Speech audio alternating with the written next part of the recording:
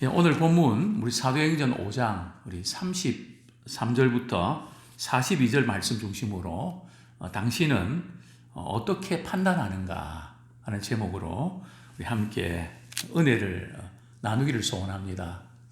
세상 사람들이 교회 다니는 사람들을 볼 때 좀 아쉬워하는 부분이 있다면 너무 우리 믿는 사람들은 좀 감정적이라는 겁니다. 또 그리고 너무 좀 이렇게 신비한 것을 추구하다 보니까 상식에 못 미친다. 이제 이런 지적들을 많이 합니다. 우리 은혜 받았다. 또 뭐 체험했다. 또 뭐 꿈이나 또 환상을 봤다. 뭐 여러 가지 많은 어떤 이야기를 하는데 그 부분에서 물론 그들이 신앙이 없기 때문에 우리 비판하는 부분도 있지만 조금 우리가 들어야 될 그런 부분도 좀 있습니다. 여러분 상당히 우리는 감정적인 판단을 한다는 거죠. 그런 말이 있습니다. 우리가 어떤 중요한 결정을 할 때에 언제 하면 안 되는가 몇 가지 규칙이 있거든요. 언제 결정을 하면 안 됩니까? 밤에 하면 안 됩니다. 밤에는 감정적이 되기 쉽습니다. 뭐 그런 경험 다 있죠. 연애 편지 아침에 씁니까? 밤에 씁니까? 안 써봐서 잘 모르시겠습니까? 제 경우는 밤에 그냥 이렇게 감상에 젖어서 다 쓰고 보면 아침에 딱 읽어보면 말이죠. 아주 유치해서 다르다는 거죠. 그래서 이 밤에는 감정적이 되기 때문에 판단을 내리지 말라고 합니다. 중요한 결정인 경우에는 내일 아침에 보자. 미뤄놔야 됩니다. 왜냐하면 밤새 자고 나면 생각이 바뀌거든요. 그래서 밤에는 결정하지 마십시오. 그 다음에 두 번째는 언제 결정하면 안 되는지 아십니까? 싸우고 나서는 그냥 홧김에 이혼해야 되겠다고,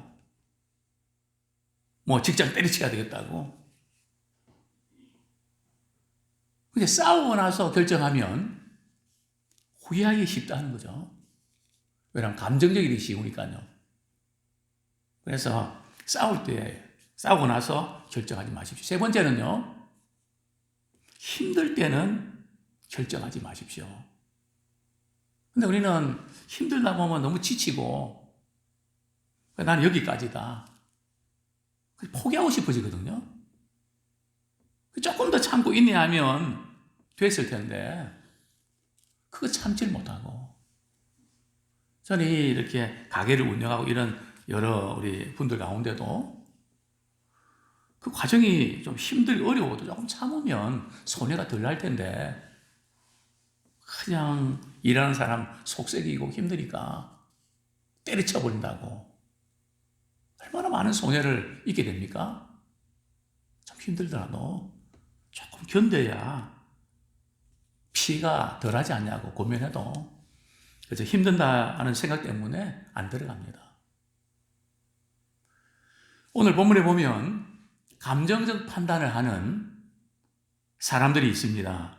누굴까요? 우리 사도행전 5장 33절 같이 한번 읽겠습니다. 시작. 그들이 듣고 크게 노하여 사도들을 없이 하고자 할세. 자, 그들이 누굽니까? 사내들인 공회원들이고 당시에 종교적 지도자들입니다. 그들은 예수님을 십자가에 넘겼을 때도 어떤 것 때문에 여러 가지 많은 이유가 있지만 시기심 때문에 그 감정적인 그 판단을 굉장히 중요하게 여기는, 또 오늘 이 본문에도 보면 이제 베드로가 계속해서 예수 그리스도 이름을 증거하고 가르치고 그러니까 많은 사람들이 또 낫고 뭐 기적이 일어나니까 그렇게 그 이름으로 전하지 말라 그랬는데 막 변론을 그냥 예수 그리스도를 자꾸 이야기하니까 화가 났던 거죠. 베드로가 이야기한 그 설교를 변론을 가만히 듣고 보니까 맞거든요. 마음이 찔린단 말이죠. 기분이 나쁩니다. 기분이 나쁘고 마음이 찔려도 그게 팩트면 사실이면 회개하고 돌이키면 됩니다. 그러나 오늘 그들은 어떻게 합니까? 크게 놓아요. 아주 몹시 분노하고 심지어 어떤 마음을 갖습니까? 이 사도들을 죽여버려라. 죽이기까지 하는. 우리가 예배를 드리면서 우리가 신앙생활 하면서도 우리 이런 경우들을 종종 범합니다. 왜냐하면 창세기부터 가인과 아벨은 예배 드리다가 제사 드리다가 아벨의 제사는 받으시고 자기 가인 제사는 안 받으니까 화가 나갖고 하나님께서 이렇게 말씀하셨습니다. 가인아, 내가 분이 가득하고 안색이 변하면 어찌미뇨. 하나님이 직접 찾아오셔서 말씀하셨거든요. 죄가 문 앞에 있다. 너 죄의 소원이 있지만 너 죄를 다스려야 된다. 목회자가 뭐 설교한 것도 아니고요. 하나님 직접 오셔서 사고 칠까봐 말씀하셨는데, 네, 알았어요. 뭐, 저기 그런 말씀 없지만. 그리고 얼마 후에 동생 아벨을 죽입니다. 사실 우리 예배 드리면서 미움으로 우리가 살인할 때가 한두 번이 아닙니다. 또 교회 생활 하면서 저는 그런 이야기도 듣곤 했습니다. 목사님, 아무개는 하나님 빨리 불러 가시면 좋겠는데 왜 안 불러 가시는지 모르겠어요. 빨리 죽으란 말 아닙니까? 그런 이야기를 서슴지 않고, 물론 그분이 참 힘들게 하고 그래서 이해는 가지만 빨리 죽었으면 좋겠다는 말 아닙니까? 우리 신앙을 가지고 믿는다고 하지만 이 감정적인 그런 판단, 아무리 사실을 이야기하고 예수님께서도 당시에 바리새인과 서기관들은 변화시키지 못했습니다. 그들은 아무리 말씀을 전하고 기적을 행해도 그들은 변하지 않았습니다. 참 우리에게 자유의지를 주시고 선택을 자유를 주셨는데, 근데 그들은 그 어떤 느낌, 사실이면 받아들이면 고치면 되잖아요. 오늘 우리 사회도 그렇지 않은가요? 정치하는 분들은 그렇지 않은가요? 사람이 잘못할 수 있습니다. 내가 잘못 판단했다고, 잘못했다고 용서해달라고 그러면 되잖아요. 근데 그거 인정합니까? 당시에 종교적 지도자도 그렇고 또 우리 지도자도 그렇고 어떤 자기 느낌, 자기 판단, 그 프레임을 가지고 있는 분들은 누구 말도 듣지 않는다는 거예요. 아무리 성경 공부하고 가르쳐도 자기 감정, 자기 기준이 딱 서 있는 사람들은 들어가지 않습니다. 이런 사람들을 향해서 예수님께서는 화가 있다고, 화 있을진저 양심이 화이 맞았다. 그래서 우리가 감정적인 판단을 가지고 어떤 결정을 내리는 것은 대단히 조심해야 됩니다. 저는 교회를 떠나는 분들은 많은 경우에 어떤 사명이나 또 교회에 덕을 세우는 일이나 뭐 여러 가지를 정말 생각을 많이 하고 그런 분도 계시지만은 많은 경우는 너무 힘들고 지치고, 제가 그러거든요. 뭐 조금 힘들지만 제 경우로 이렇게 보면 힘들 때는 결정 내리지 마십시오. 하고 나면 반드시 후회합니다. 조금 더 깊이 생각하고 신중하게 생각하십시오.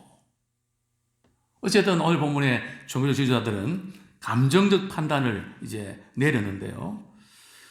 두 번째로, 이제 그렇게 하니까 갑자기 바리새인 중에 한 사람이, 가말리엘이 이제 자기의 입장을 표명합니다.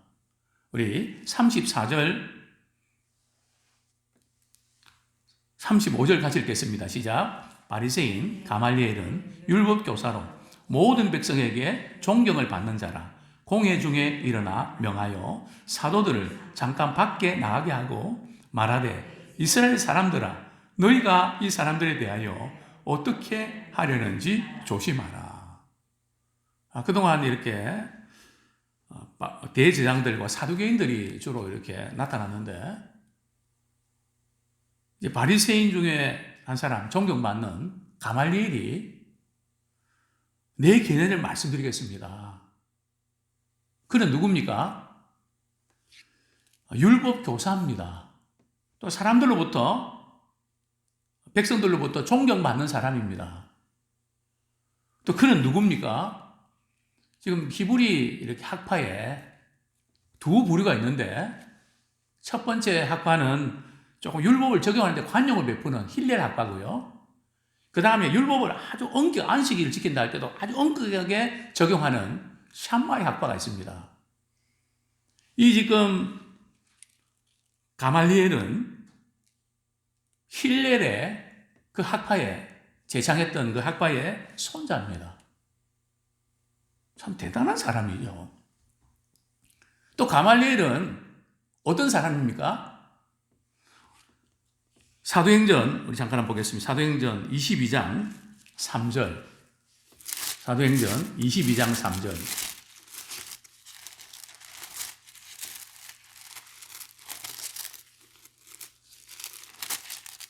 같이 한번 읽겠습니다. 시작. 나는 유대인으로 길르기아 다수에서 났고 이 성에서 자라 가말리엘의 문화에서 우리 조상들의 율법을 엄한 교훈을 받았고 오늘 너희 모든 사람처럼 하나님께 대하여 열심히 있는 자라.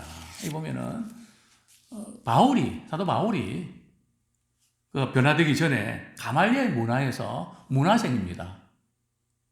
대단한 그런 학자고 존경받는 사람인데, 그는 먼저 이렇게 공회에 이렇게 서 있는 사도들을 잠깐 밖에 나가라고 이야기를 합니다. 우리끼리 할 이야기가 있으니까 잠깐 이렇게 밖에 나가주면 좋겠다고. 그러면서 이 가말리엘은 두 가지 사례를 듭니다. 특별히 그 히브리 사람들은 어떤 것을 이렇게 증거로 될 때에 논리적인 것이나 추상적인 것을 말하지 않습니다. 그들은 항상 실제적입니다. 와닿는. 그러면서 실제 일어난 사건 두 가지 경우를 들게 되죠. 그게 바로 36절, 37절인데요. 첫 번째 경우가 주 한 4년 전에 일어났던 드다. 예수님이 출생할 때 그 기간하고 거의 비슷한 때에 태어났는데요. 그는 자기가 메시아라고 이렇게 선동하다가 400명이 따랐습니다. 그런데 이 드다를 결국 400명이 따랐지만 그가 이제 죽임을 당하게 되자 많은 사람들이 이제 흩어지게 되죠. 그 다음에 이제 두 번째 케이스가 37절에 보면 갈릴리 유다입니다. 이때는 주 6년이 되는데요. 구레네가 시리아 총독으로 있을 때에 모든 식민지에 있는 사람들 다 호적을 하도록 지시합니다. 호적은 왜 하는지 아십니까? 동사무소에 와서 말이죠. 이 집에 몇 명 사는지 조사하지 않습니까? 그 조사 왜 하는지 아세요? 세금 많이 걷어들이려고. 세금 많이 걷어들이려고 호적을 한단 말이죠. 근데 그때 그 갈릴리 출신의 유다가 이제 저항을 합니다. 우리는 이방인들에게 세금을 낼 수 없어. 우리는 하나님께 바치지 이방인 통치자, 즉 로마의 황제에게 우리는 세금을 낼 수 없습니다. 그렇게 저항하다가 로마 군대에 사로잡혀 가서 죽임을 당하니까 그 따르던 사람들이 다 흩어져 버렸다는 거죠. 이 두 가지 케이스를 들면서 그거 봐라고 우리 38절, 39절 같이 읽겠습니다. 시작. 이제 내가 너에게 말하노니 이 사람들을 상관하지 말고 버려두라. 이 사상과 이 소행이 사람으로부터 났으면 무너질 것이요 만일 하나님께로부터 났으면 너희가 그들을 무너뜨릴 수 없겠고 도리어 하나님을 대적하는 자가 될까 하노라 하니. 자, 이 가말리엘은 합리적인 판단을 합니다. 역사적인 사건을 이렇게 두 가지 케이스를 들면서 한동안 뭐 이렇게 막 그냥 센세지 일으키고 사람이 따랐지만 그냥 시간이 지나니까 다 흩어져 버리고 그게 끝나는 거 아니냐.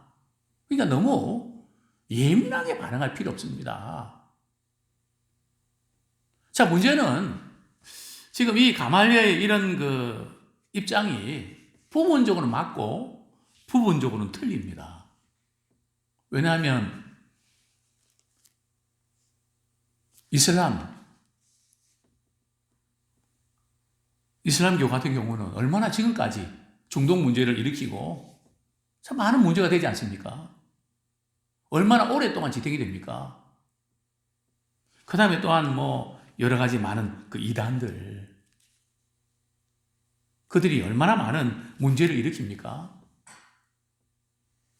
그러니까 합리적인 그 부분들은 어느 정도는 맞지만, 그 다음에 또 좀 이렇게 우리가 동의할 수 있는 부분들은 39절 보면 지금 사도들이 그냥 예수 그리스도 이름을 전하고 이러는데 그들의 만약에 하나님께로 났다면 그건 절대 무너뜨릴 수가 없다. 만약 하나님께로 났는데 그걸 무너뜨리면 어떤 격이 됩니까? 하나님을 대적하는 격이 되니까 그냥 민감하게 반응하지 말고 그냥 가만히 이렇게 두면 시간 지나면 자동적으로 사라질 거다. 그리고 하나님께서 하셨으면 일어나는 거고 너무 민감하게 반응하지 말자.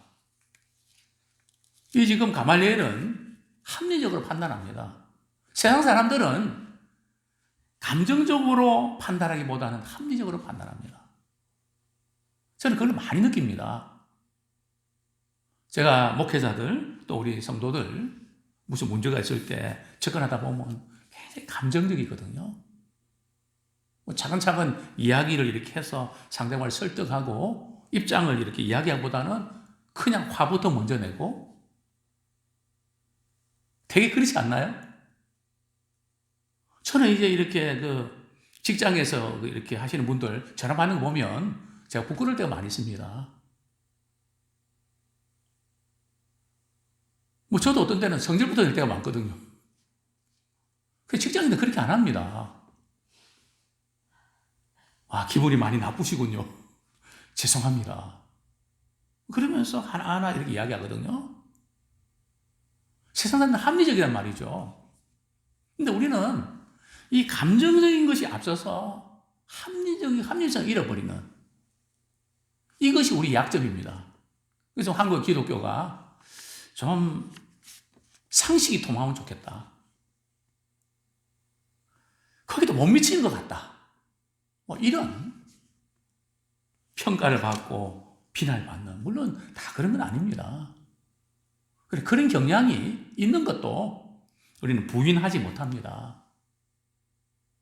이 가말리엘에서는 이 합리적인 판단, 역사적인 사건, 또 만약 그렇게 했을 때 어떤 결과가 일어나고 어떻게 대처해야 되는지 그 가운데서 우리가 배울 것이 있죠. 자, 그러니까 이제 이 가말리엘이 이렇게 주장을 하니까 다른 사람들이 그걸 어떻게 받아들입니까? 우리 40절부터 42절 말씀 우리 같이 읽겠습니다. 시작. 그들이 옳게 여겨 사도들을 불러들여 채찍질하며 예수의 이름으로 말하는 것을 금하고 놓으니 사도들은 그 이름을 위하여 능력받는 일에 합당한 자로 여기심을 기뻐하면서 공회 앞을 떠나니라. 그들이 날마다 성전에 있든지 집에 있든지 예수는 그리스도라고 가르치기와 전도하기를 그치지 아니하니라. 사내들인 공회원들이 가말리엘의 이 합리적인 판단을 듣고 그들은 거기에 동의를 합니다. 그 입장 동의한다고. 그걸 그대로 받아들입니다. 받아들이면 이 사도들을 그냥 석방시켜야 되잖아요. 그런데 이 사내린 공회원은 그래도 그렇지. 그래서 이 사도들을 말이죠. 채찍질을 합니다. 그 채찍질을 39대 이렇게 때리는데 참 40대 때리면 죽으니까 그 모욕과 멸시, 그 참 죽음을 무릅쓰는 그런 고통이 따릅니다.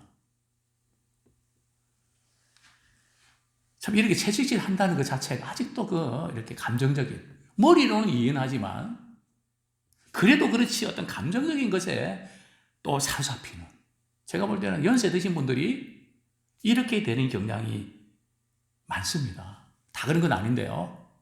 머리는 이해하지만 그래도 그렇지. 그러면 되나요? 다 이해한다고요. 근데 섭섭하네요. 나이가 들면 이런 묘한 판단을 우리 하게 된 것 같습니다. 자, 그런데 그리고 나서 이제 예수 이름을 다시는 전하지 말라고 막 이제 엄포를 놓죠. 자, 세 번째로 사도들은 어떤 판단을 내렸습니까? 성경적인 판단을 내립니다. 사도들은 그 이름을 위하여 능력받는 일에 합당한 자로 여기심을 기뻐하면서 공의 앞을 떠납니다. 그리고 성전의 집에 있든지 예수를 그리스도라고 전하고 가르치기를 쉬지 않는 것을 이제 보게 됩니다. 사도들은 참 이 채찍질 당할 때 너무 억울합니다. 너무 분합니다. 왜 내가 이렇게 복음 전하다가 이런 수모를 당해야 되냐? 몇 번째입니까? 다시는 이제 내가 복음 안 전해야 되겠다. 뭐 그럴 수도 있습니다. 근데 그때 어떻게 받아들이라고요? 도대체 내가 뭔데? 참 복음을 전하다가 예수 이름을 전하다가 그 주님 때문에 내가 능력받는 그 위치에 있게 되냐? 도대체 우리가 뭔데? 주의 복음 전가하다가 욕도 먹고 매도 맞고 이런 일을 우리가 당하게 되나? 그것을 생각하면서 기쁘게 여긴다는 거죠. 이게 어떻게 가능할까요? 이게 맨정신에 가능합니까? 매를 맞으면 아프고 슬프고 힘들잖아요. 근데 어떻게 기쁘게 여길 수가 있을까? 여기에 기쁘게 여긴다는 것은 말이에요. 합당히 여긴다는 것은 매를 맞고 이래서 이렇게 슬픔도 없고 심란하지도 않고 그런 게 아니고요. 이게 여긴다는 것은 거기에 가치를 둔다는 겁니다. 감정적으로는 마음이 아프지만 가만히 생각해 보니까 주님 때문에 내가 이런 고통을 당한다는 거, 그렇게 여김을 받는다는 거, 그렇게 생각하니까 기쁘다는 겁니다. 그 가치와 의미를 생각하니까 기쁘게 된다는 거죠. 성경은 말씀합니다. 너희가 여러 가지 시험을 만나거든. 야고보서 1장 2절 보면 온전히 기쁘게 여기라. 여러 가지 시험을 만난다는 것은 원문에 보면 말이죠. 복잡하고 얽혀있는 시험입니다. 항상 이 문제는 복잡하고 얽혀있죠. 그럴 때에 온전히 기뻐하라가 아니고 기쁘게 여기라. 그 자체는 슬프고 수치와 모욕감을 느끼지만 그것을 통해서 그래 이는 너희가 인내를 믿음의 시련이 인내를 이룬다. 인내를 온전히 이루면 온전한 구비해서 부족함이 없는 것으로 채워진다. 그러니까 이는 왜냐하면 왜 기쁘게 여기는가 하면 이 시험을 통해서 인내를 배우게 되고 그 인내를 통해서 하나님의 풍성한 은혜를 체험하게 되기 때문에 그래서 기쁘게 여기는 겁니다. 굉장히 중요한 부분이죠. 이게 성경적인 판단입니다. 또 사도들은 이렇게 고백하면서 예수님의 말씀이 생각나실 것입니다. 마태복음 5장 우리 11절 12절 말씀 읽고 우리 말씀을 맺겠습니다. 예. 마태복음 5장 11절 12절 시작. 나로 말미암아 너희를 욕하고 박해하고 거짓으로 너희를 거슬러 모든 악한 말을 할 때에는 너희에게 복이 있나니 기뻐하고 즐거워하라. 하늘에서 너희의 상이 큼이라. 너희 전에 있던 선지자들도 이같이 박해하였느니라. 그 예수님께서 말씀하셨습니다. 주의 복음을 전가하고 내 이름 때문에 너희들이 핍박받고 욕을 먹고 이럴 때 너희에게 복이 있다. 그 순간은 마음 상하고 자존심 상하고 힘들지만 복이 있다. 그래서 기뻐하고 즐거워해라. 아마 우리 주님 때문에 인내하고 여러 가지 많은 것들을 당한 분들은 마지막 주님 앞에 섰을 때에 정말 주님께서 주시는 이 놀라운 그 은혜와 축복이 기대가 됩니다. 우리 생각지 못했던 그러니까 나 때문에 이런 어려움을 겪었지, 이런 수모를 당했지, 그러나 포기하지 않고 끝까지 믿음으로 잘 달려와서 고맙다. 내 상이 크다. 이런 놀라운 은혜가 있을 줄 믿습니다.